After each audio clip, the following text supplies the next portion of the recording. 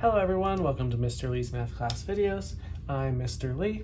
We're now picking up in Math 1332 Contemporary Math, the third section of Unit 1, which is 9.2.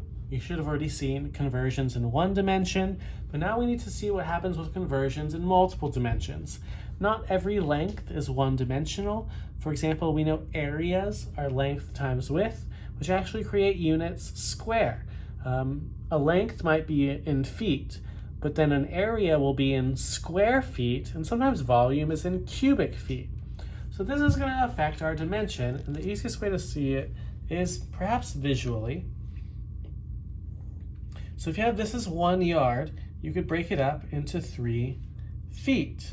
However, if you had 1 square yard and you broke it up into feet, that means you're breaking up each side into feet.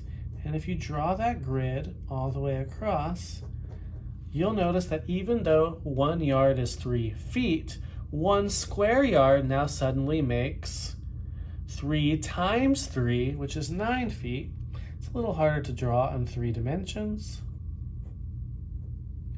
but we'll do our best. If you break it up, the square in the front, and tracing back into volume, you'll notice it's not anymore 3 by 3, it's now 3 by 3 times 3 for depth. If you want to look at it, that's how the visual representation, so it continues to multiply. If you want to look at the equation, 1 yard equals 3 feet. This is square yards, so what would you have to do to 1 yard equals 3 feet to make it square? You have to square both sides. But that includes squaring the unit and the number in front. So 1 squared is still 1, you'll have 1 yard squared, but here when you square 3 squared, feet squared, it's actually 9 square feet. The same thing happens with cubing. If you took 1 yard and you cubed it compared to 3 feet and you cubed it, you'd have 1 cubed, yards cubed, and you'd have 3 cubed, feet cubed, which is actually 27 cubic feet. So this is really important to understand that the dimensions affect the conversion ratios. So those same provided conversions from before now can be potentially squared on both sides to get units that are squared. Now your homework will usually just give you the square conversion and round it to approximate. So you can go ahead and use it, and especially because they're going to round and tell you what they want you to use, it will actually make things pretty easy. So some examples of square conversions are, say, inches to centimeters now has a different number for square units because it's squared the previous value. Foot to meters, miles to kilometers has changed. Now there are some units of area that don't look like square units because they're just squared naturally, like acres or hectares. They're just naturally squared.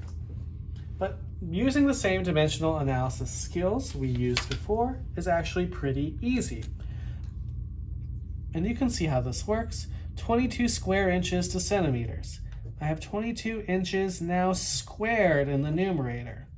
That tells me in order to cancel out inches squared, I'm going to have to divide by inches squared, which is still taking the same unit conversion. So 1 inch squared we know is 6.5 centimeters squared.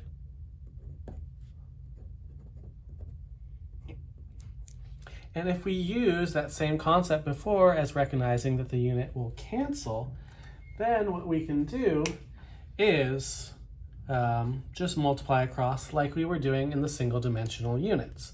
So we'll have 22 times 6.5. In the denominator, we have 1 times 1. That's not a problem. This happens to be 143 square centimeters. So you can see how this works the same, and as long as you're provided the full conversion, it actually is very easy.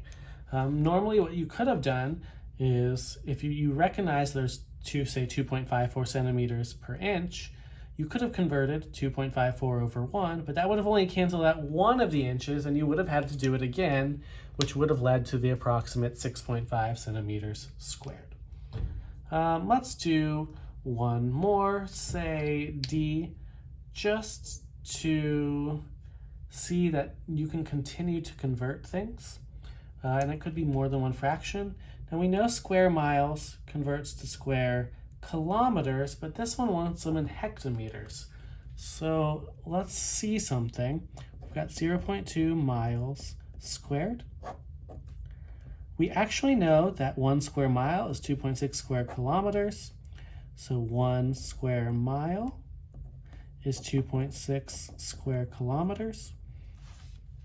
The reason that this is about to be tricky is when we look back at our metric conversions, there is 1 or 10 hectometers in a kilometer.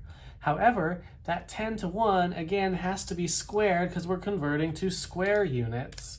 So if there's 1 kilometer per 10 hectometers, if we are converting that, in order to get rid of kilometers squared, I actually would have to square this if I were going to use the single digit conversion.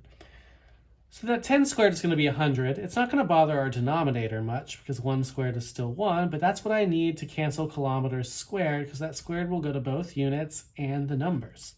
So this will actually be 0.2 times 2.6. Miles squared will cancel. Kilometers squared end up canceling, but the 10 squared we have to make sure is 100. So we have 0.2 times 2.6 times 100, which is 52 hectometers squared. This is kind of essential for understanding how the unit conversions work.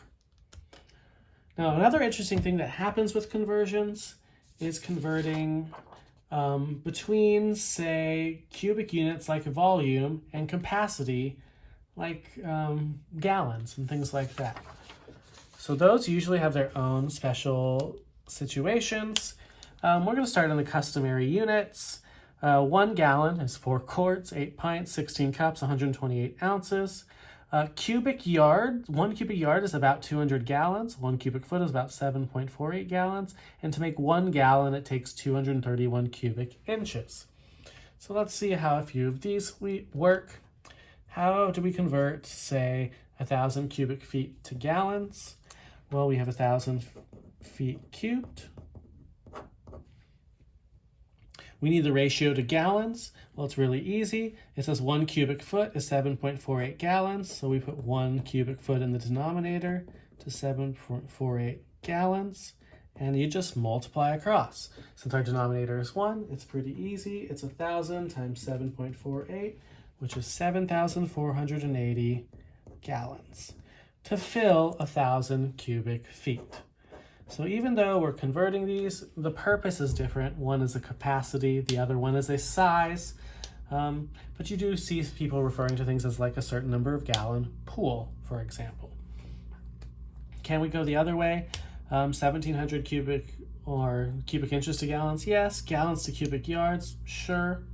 Let's do the 34 cups to pints just to see how these are actually useful, even though they can be reduced. We've got 34 cups. Maybe you only have a pint measurement though. That means my cups need to be in the denominator. I know there are 16 cups to 8 pints. Could I reduce this to 1/2? Of course, but I can still use it this way either way. So 34 times 8 in the numerator divided by the 16 in the denominator to say that this is 17 pints. Now, would reducing have helped me? Sure. 8 to 16 is the same as 1 to 2, basically saying there are 2 cups for every pint. So you take the number of cups, you divide it by 2, and you get the pints. And we'll continue this section in the next video.